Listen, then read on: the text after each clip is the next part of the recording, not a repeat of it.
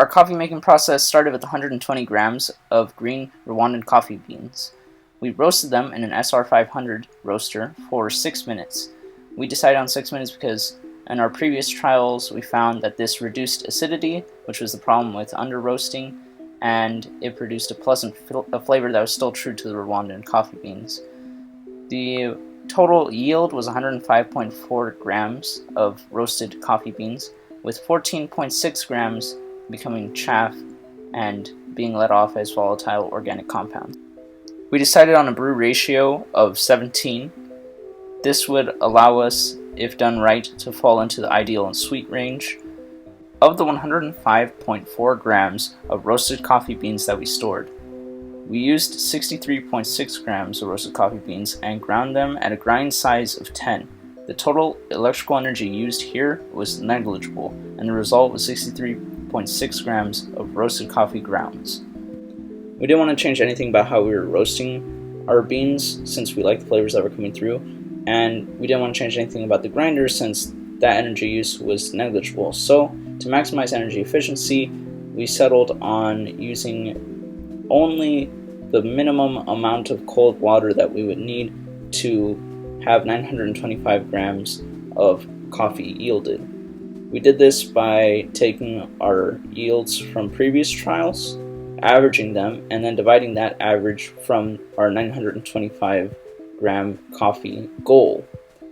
The result was about 3.17, which meant that we would need to have 3 trials of our normal 340 grams to 20 grams ratio, and then we would have to have one last trial that would be about 60 grams to 3.5 grams water to grounds. We started with a total of 1,120 grams of cold water, which was an overestimation to protect against losing more than we expected in evaporation or spills or any other potential possible outcomes that we didn't foresee. The total amount of hot water that was output was 1,030, which was much more than we needed. We had 77.1 grams of unused water, 12.3 grams of water were given off as steam, and we used a total of 0.12 kilowatt hours of energy. We used a clever coffee dripper because that doesn't require us to use any energy. 1,030.6 grams of hot water were combined with our 63.6 grams of roasted coffee grounds, and we used a paper filter since that was what we were most comfortable with.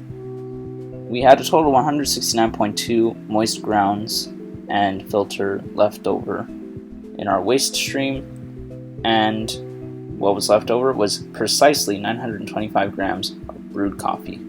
We had a 4-minute long extraction time.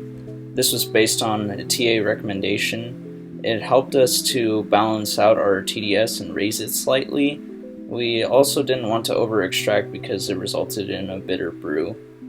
Our final total dissolved solids was 1.23% and our percent extraction was 17.89%.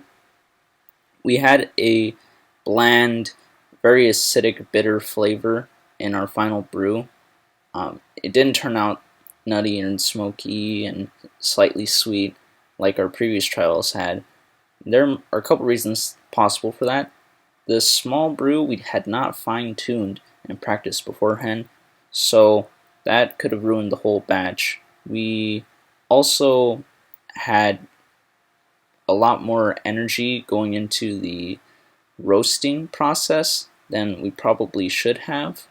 Not that that would affect flavor much, but it did mess up our competition run because we could have lowered the fan speed, we could have made different adjustments to our roast and come up with a pretty good flavor without using 0.16 kilowatt hours of energy.